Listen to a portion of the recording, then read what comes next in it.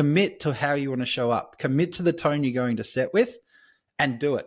No matter what happens, no matter what comes up, no matter what's going on, put it all to one side, set the tone, show up, and actually execute with that tone in mind. And then watch what happens from there.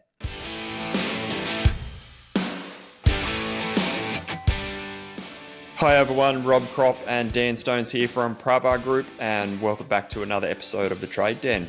How are you, Dan? Hi Rob, I'm very well, thank you. Looking forward to this. I love a good Leadership Matters episode, which is what we've got today. Teams and leadership's your jam, isn't it? It is. Before we even started at Pravar, or before I started at Pravar, I actually ran my own coaching business, dealing with teams and how to build teams and traveling the world, actually speaking to hundreds of them about how you can actually develop a cohesive team and all the elements of team dynamics. So I absolutely love this stuff. And whenever I get a chance to talk about it, I get really excited. So look out today. Good stuff. Should we get into it? Yeah, let's do it. Where I thought we'd start today is, first of all, why does this conversation matter so much? I mean, it's such a pivotal thing. We could spend weeks camping out on this, but why do you think it matters so much just to talk about leadership? There's a time in business when you're running your trades business that it's not to get to the next level and to achieve operational freedom, time freedom, and make leverage profit. There's a time in business where you have to accept it's not about how long and hard you work. It's your ability to become a great leader within your organization. A lot of trades businesses hit that moment in time where they get a couple of guys in around them. They're starting to phase themselves off the tools and they hit this glass ceiling. They can't get to the next level. And they have to accept that what got them there isn't what's going to get them to where they want to go. And the thing that fundamentally has to shift is it's no longer about being a great tradesman anymore. It's about being a great leader of a great team of your trades business. Slight distinction, huge difference. Yeah, absolutely. I think that the idea of as the bigger the business gets, the more it grows, the more people that are involved. That's such just one part of the puzzle. Without good leadership, you're destined to have things fracture, cracks appear, things start to go sideways. It revolves around not you being able to bring more in, even if it's more sales, more people, whatever it might be that you're looking at. If you neglect your development as a leader, you will hit that ceiling. And the sooner you can accept that, the sooner you step up, the sooner you get to understand how to set the standard and build a crew that's there but follows your lead, not because they have to, not because you're sitting there cracking the whip every day, but because they want to. They're genuinely inspired. They pick up on what you're putting down. That's where you start to see the transformations happen. Yeah, I think when you're a smaller business, when you're a one-man band or maybe one or two people around you, when you're on site all the time with the guys in the crew working alongside them, your leadership style is more of a hands-on leader. You're doing the work with them. You don't have to do a lot of there's not a lot of management. There's not a lot of leadership because it's like, come on boys, let's go. I'll lead by showing you how hard I can work. But that style only gets you so far in business, especially if you start building a team in around you. And as the business definitely gets bigger, if you carry that style going forward with you, no wonder so many business owners blame their team, blame underperformance, the culture's shit, they're not showing up. Young guys these days don't want to work. They don't care anymore. All those throw-off comments that they do make, sure, some of it might be true, but if we want to face the facts around it, a lot of that is a reflection of the leader, not necessarily of the true performance of the team. And that's sometimes a bitter pill to swallow. It is. It's another face the facts moment, as we call it, a big one, a real big one. If we bring it back, and you sort of said it there, let's go back to our story that we introduced at the top, and let's talk around, well, what actually did happen, because I think that paints the picture beautifully. As I said, there was 2 boat crews that were running in this Navy SEALs training. Boat crew 2, let's call it, was almost guaranteed to come in first place every race. Boat crew 6 was guaranteed to come in last place. And this is where the guys, Jocko and his partner, Leif, they they said that they watched this, and over time what they did was watch this guy in boat crew 6. He was inexperienced. He didn't know what to do. He'd lose his cool almost every single time. And it'd be almost be unacceptable to keep him going. But he had to learn his lessons, obviously. But what they did was they did this experiment. Before the start of the very next race, they called time out and announced that the leaders of crews 2 and 6 were going to swap teams. So what happened was the way the struggling crew leader, he felt like, how good is this? I'm going to go from the worst team to the best team. This is going to be amazing. Now you'll see what I'm about. This is going to be really cool. What actually happened was over the next hour or so of the races that they then did, Boat Crew 2 performed okay, but never again took first place. Boat Crew 6, the one that had supposedly the underperformers, not the good people, the ones that were struggling, they won nearly every single race. And the minute they go on to talk about that, they talk about all the frustration, all the I suppose bad energy. There was a lot of, I think from memory, a lot of cursing, a lot of frustration, a lot of blame. All of that disappeared, and all of that just transformed into this new level of performance. The only thing that changed though was the 2 leaders. So I think that sort of paints that picture, precisely what you were talking about at the start. Yeah, isn't it interesting that the leader that was underperforming in there, he was very quick to blame the team. It was their fault. They're the problem. This is why we're not winning. But he wasn't willing to look himself in the mirror to be able to go, well, how is it that I'm showing up? What is it that I'm doing? Where am I falling short?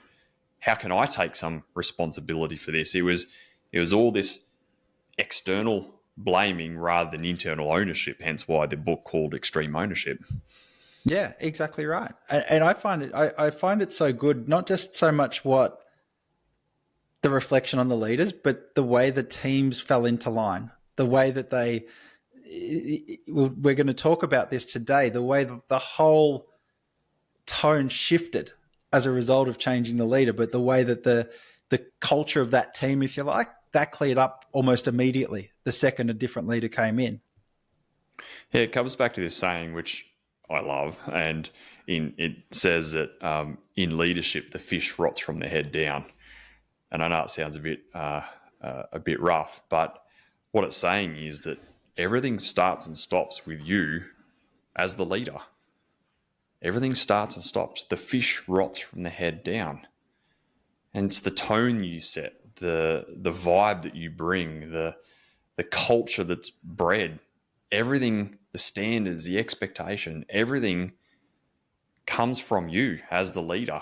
And that's why, Dan, you asked at the top, how reflect on how is your leadership showing up in the results you're getting right now? Because some businesses and some business owners aren't doing so well right now, and they're looking for other people and other things to blame for those results. Yet it's a hard thing to be able to look yourself in the mirror, to be able to go, well, how is it that I'm contributing to things not going well right now? And what is it that I've got to change rather than expecting the people around me to change? Yeah. And it's hard for people to do that have that level of self-reflection sometimes. They struggle to have that sort of moment to face the facts, which is why we do so many reps of facing the facts at Pravar. But at the same time, that question around, well, think about the results you're getting and how is your leadership reflected in that?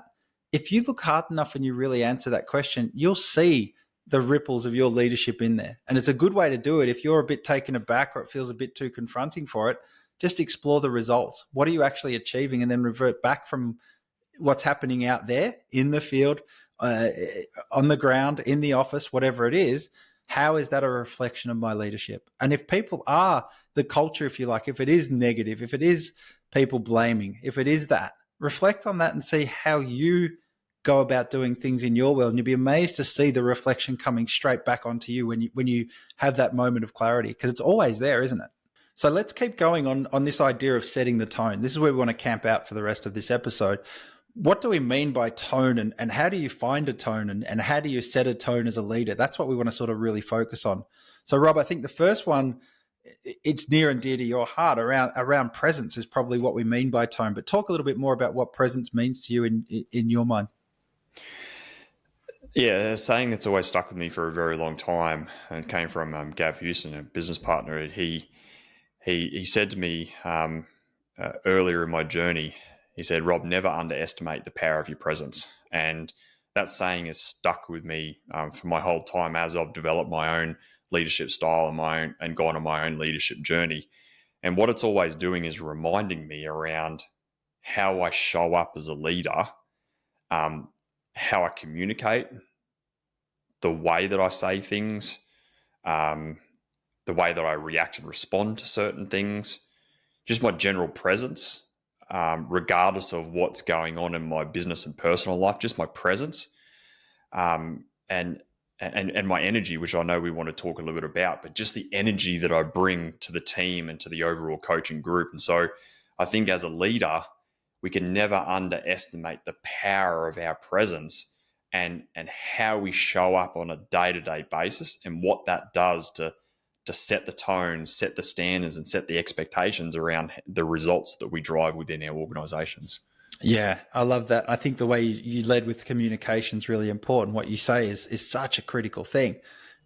It doesn't mean, though, that you're not saying that you have to be a great communicator and that's the be all and end all of leadership. As you said, and you blended it in beautifully then, it comes down to more than just the words you're using, as important as they are, but your energy. Your energy is contagious, is something I like to keep coming back to.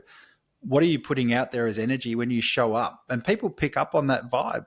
They know the minute they see you if you're in a good mood or a bad mood. If you've got a really poor poker face as a leader, sometimes it gets really hard to get away with anything. And no matter what you try, you'd never get the reaction you want from your team or the response that you want, because your mood, your morale, all of that is reflected in the energy that you're putting out to the team before you've even set foot in the door. They'll see you walking in and know what sort of mood you're in. It's like I like to think of it like little kids are really good at reading people, body language of parents. They're experts at it, right? They know how to react and respond. People that work with you are the same. The energy that we put out there is contagious. Whether you realize it or not, you're doing a lot more than just using your words as a leader. That's for sure. And it's hard as a leader, isn't it? Because even as a leader, we've got challenges that we go through, and in business, there's team challenges, there's cash flow problems, there's growth issues, there's you may have just lost a big sale and you lose that sale and you've got to go straight into a toolbox talk. And that's what you're talking around energy. It's your ability to have some level of a poker face to be able to go, okay, I've got that shit going on in my world. I've kind of got to park that for a moment and show up to this toolbox talk in the right manner, isn't it? Yeah, you can't be stressed, overwhelmed, and show up and think you're going to get the best result out of your team. If that's visible, it's shown, and it's seeping through from everything. You'll look distracted. You'll act distracted. You won't have the same level of presence in the language you're using and the way you're conducting yourself. There'll be almost like a leak off to the side, and it's like, where are you? Are you really here? That sort of conversation. So there's probably a big thing around this, an extra episode that we'll be looking at doing, but what you're really talking about is the power of being able to compartmentalize. Yeah, definitely. We can't cover it off on today, but we will in the future. One thing I do want to talk around about this whole thing is around standards and culture. Another big topic, but this whole thing about standards and culture it comes from you as the leader, whether you like it or not. And if you lack self-accountability where you don't do what you say you're going to do, guess what the culture is going to be within your business? Your team won't do what they say they're going to do, and they're going to have a low levels of self-accountability. If as a leader, you don't take responsibility for things, guess what? Your team won't take responsibility for things. If as a leader, you cut corners, guess what? You're going to show that your team, it's okay for them to cut corners. If you take the piss in terms of the way that you show up as a leader, guess what? Your team are going to do that as well. The way that you communicate to your customers and the way that you refer to them and communicate to them, guess what? That's the way that your team are going to communicate to them as well. And so this is why we're talking about this today, because what you say, what you do, how you show up, and the standards and the culture that you've got in your organization, whether you like it or not, is a reflection of what you do on a daily, weekly, monthly basis. And your team and matching and mirroring that. And I think that's the point we're trying to hit home, isn't it, Dan? This whole matching, mirroring thing, we've got to be so aware of it as a leader, because what we do and what we say shows up every single day in our team's behaviour. It does. And I think the word you used was awareness in there. And I really like that. I think being aware of what it is. Life goes on, right? Everyone's got lives. Like you said, there's challenges all the time. You don't know what's going on in anyone's world, really, if you really look at it. But it's your ability in leadership to lead well, to be able to bring the best part of you forward authentically every time. That's really the aim of the game, that you're going to show up that way in the most positive sense. And that's what we want to challenge you with as we wrap up today, is being able to raise your awareness and actually choose the tone that you want to set with your team. It's no good wishing that your team they were more bought in. They were more focused on the job at hand. They were more positive about what we were doing, and you're moping around. But you do that because you haven't actually set the tone. What you do is you just go with whatever's showing up in your world, and you rock up, and whatever shows up in that meeting, that toolbox talk, that's what you get for the day. But being able to set that awareness and set that tone, that's what we want to challenge you to do. Just do it once and see how you go. Do one rep and see how that feels. And then the next thing you go to, how many times can you get to setting a tone with awareness and focus? So before stepping out of your car today to go into the toolbox talk, to the meeting, whatever it is, commit to how you want to show up. Commit to the tone you're going to set with, and do it. No matter what happens, no matter what comes up, no matter what's going on, put it all to one side, set the tone, show up, and actually execute with that tone in mind. And then watch what happens from there. If you know that you're in that phase of business where you want to take your business and life to the next level, but you recognize that developing your management leadership skills is something that you've got to go on that journey and develop, not just being a better tradesman, but become a better leader in your trades business, and you're ready to make that change, jump across to strategySession.com.au, fill in the form, book in a time in our diary. Let's have a really great chat to talk a bit about your journey forward, and let's see how we can help you develop your leadership and management skills to be able to become the leader you know you're destined to be, and also build the business that you know you're also capable of building. Yeah, your business and your team need it. So please do reach out. Well, that's it for another Leadership Matters episode. If something here sparked a thought, gave you an insight, please do let us know. If you think of anyone, maybe someone who's leading you, that might need to listen to this and could do with a little bit of help, be friendly and share it with them. We'd love to get the podcast out to as many people as possible, but we'd love to hear from you. So until next time, thanks for joining us. We'll see you on the next one. See you soon.